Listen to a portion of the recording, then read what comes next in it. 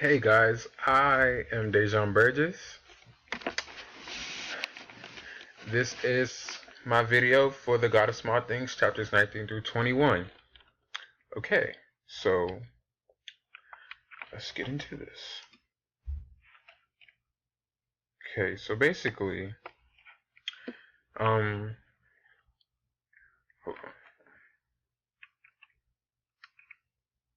Okay, so basically, in the final chapters of the God of Small Things, like how to think, things take a very unexpected turn, especially with Baby Kochama.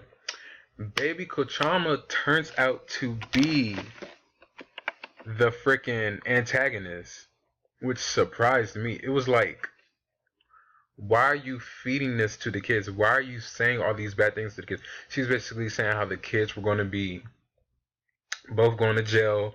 Amu was going to die and be alone in prison. Basically, stuff like that, trying to scare them.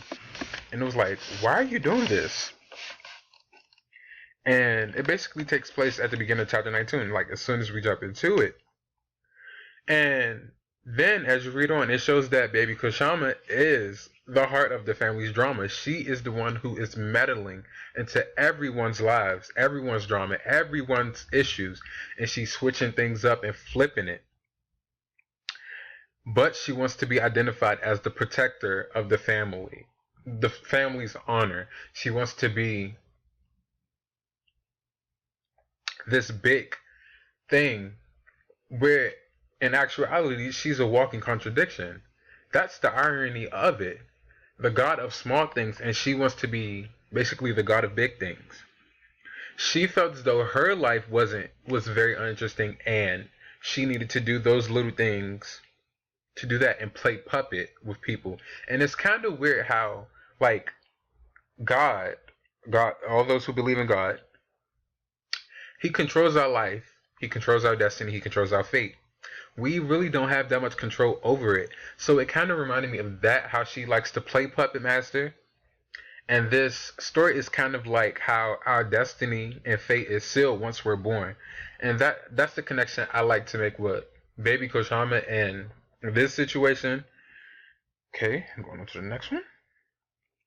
And here I speak up more of the ending, which I said was like really weird. And it's also weird because of the fact that the ending is not actually the ending. We're kind of like thrown back into the beginning of the book when Amu, and Velutha get their thing going on.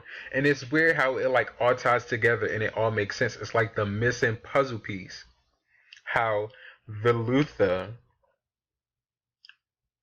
loved Amu and she did too, but he already knew his fate. And that ties back into the God thing. Velutha already knew his fate once he began to fall for Amu. I was like, okay. And another quote. This was in chapter 20. Yeah, it was chapter 20. It's basically Rory, the author. She gave Rahel an image of death first, and she described it as blood spilling from the ceiling painter's skull like a secret. And I don't know why this line stuck out to me, but it just gave me chills. And then the fact that Asta had the same exact image of death for Velutha when she saw him beaten and beaten to a pulp. It's crazy. It's like they both have this twin telepathy thing, but it goes to different people. It goes to different events in their life. It's crazy how both twins had the same exact image of death, but for different people. And then at the end, we're thrown back into 1969. So it's like we're at the beginning of the story again because I believe Sophie Maul dies. Well, I know we officially like I think the twins' adulthood is 1993. So that's the highest we've got. But in the end, we're kind of thrown back in the beginning. And then around this time, we find out that the twins had sex, like incest,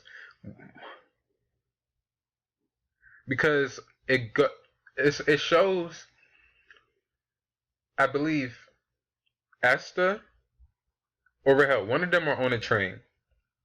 And Moo's crying, saying how she'll come get them one day. She's going to get a school that both of them can go to. And I believe Rahel's on the train. And Esther, the boy is on the train, and the girl's with the mom. And the girl cries out to the boy once the train begins to leave. And then it goes back to them holding each other. And I thought the image was going to be, the imagery I got was like two brothers and a brother and a sister holding each other because they're sad, like they're comforting each other. Then it basically turns into them having incest.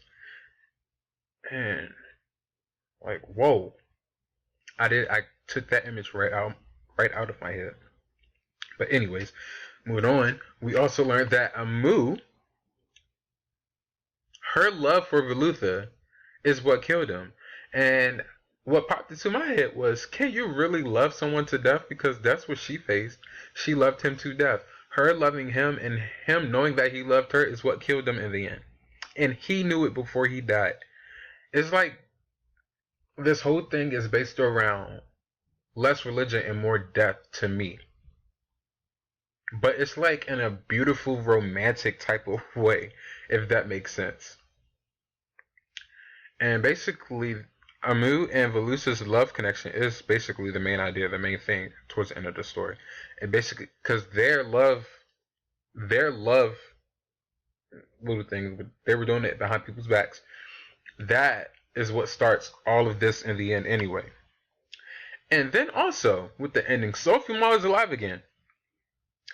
And it's like she's dead in one chapter, she's alive in the next chapter. Dead in the next chapter, alive in the next chapter. And it's like she's never dead. It's like she's constantly resurrected. And it's like it goes back to the memory thing. With memories, people never die. Like with my grands and greats that have died, or ancestors that have died that I've met, I will never forget them. So do they really die? Because Sophie Maw definitely hasn't died to me. I mean, yeah, she had a terrible experience in the river, but she's not really dead because I keep seeing her in the next chapter alive with the twins. And the main issue with it wasn't an issue, but the main thing with the story was how all the timing events jumped, just like the ending. The ending, it was at a time where Sophie Maw died, then it jumps all the way back to the beginning. And I like this connection.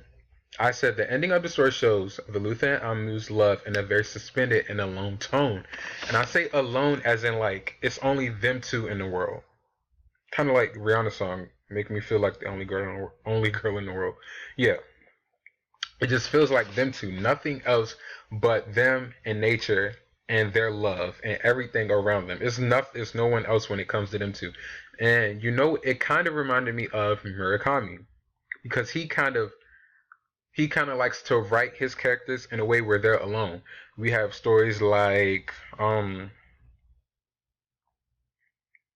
that The Chance Traveler? The guy, he was somewhat alone, and then he kind of fell for this girl who reminded him of his sister. She had the same things of his sister. She had all these things of sister, and she fell for him. So that's another connection I just made in my head because I didn't think about it. The twins and their incest, and Murakami and the guy and the Chance Traveler who fell for the girl who was just like his sister. That's crazy.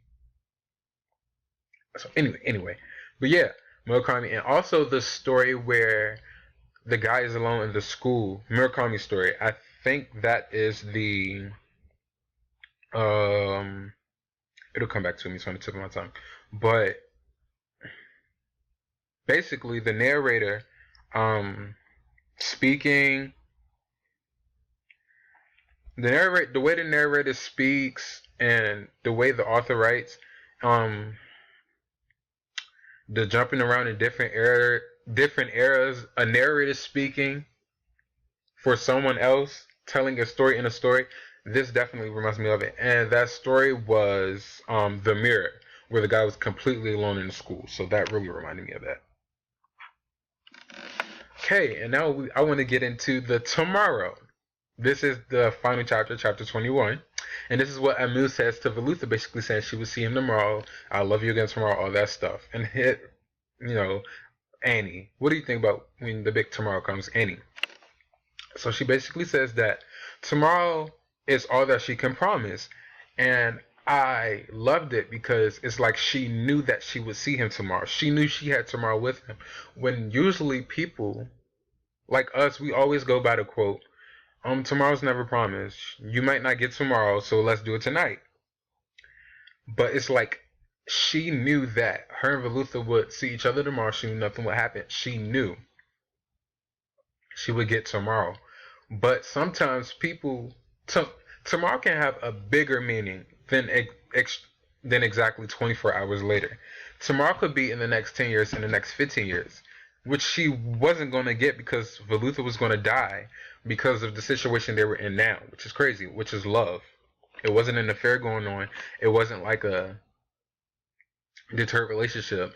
It wasn't homosexuality, like she wasn't a lesbian or anything. He wasn't gay. It was love between a man and a woman, and they loved each other, but he basically had to pay. And down the line, Amu dies in her hotel room because the twins talk about how they don't remember their mom as this and that and all that stuff, whatever. And I basically said I see it as if Amu knows how the story is narrated, because she definitely takes advantage of it. She knows that she was going to get the tomorrow with Velutha, the exact 24 hours. But like I said before, tomorrow can have a more in-depth meaning, as in the next 15 years, the next 20 years, because she doesn't have that because he's going to die, and I think she knew that. And then the funny part about it, Velutha is the god of small things, but it definitely shows that he isn't invincible because he's beaten to death like a daggone bug. Not even he's by the police. He's beaten to death. And in this chapter, it talks about how he focuses on the small things like the insects and the nature, and when he's in the river on his back and stuff like that, with the water. And it talks about how he basically focuses on those, and he's considered the god of small things, but he's beaten like a bug, like the insects, like small things. Like, you would think he would have more power with someone of that name, someone that name of power. When you think of God, you think about something powerful, something invincible. You don't think of something that can be easily crushed, like a little ant. And I said that basically the title is significant in the story because it shows that the smallest things have control over them. When we are born, our fate is sealed. We may not know, but whatever religion you believe in, I am a Christian, and Christianity, our lives is already planned out for us in God's hands. We have to put our life in God's hands because, like I said, we don't have any control over it. Yeah, we have control over things like what we do now. Like, I'm moving my hand right now. Yeah, I have control over that. But something that's going to happen tomorrow, it's already like, if you believe in things like that, which I do, it's already sealed. Like, me doing this project, I'm doing this. It was already planned, and I'm doing it. There we go. Our fate is not in our hands, it's in God's hand. And I want to end it on basically saying how throughout the story, the characters, it seemed as though the characters knew that they were going to die. They knew that they were going to end up in the situations that they were going to end up in. AKA like Sophie Mull. She knew exactly what was going to happen to her from the way she acted. Velutha knew that he was going to die once he fell for Amu.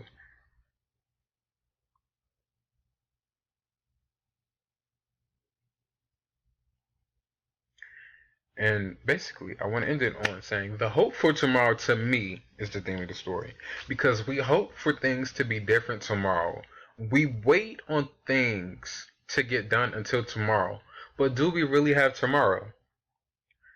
Now, tomorrow may be an hour away, but are we going to get that chance? And like I said, tomorrow can be a more in-depth look, as in 10 years. Will we get the next 10 years of our lives? will there be a tomorrow? Like, we never know, and tomorrow's never promised. So that's why we hope for tomorrow, is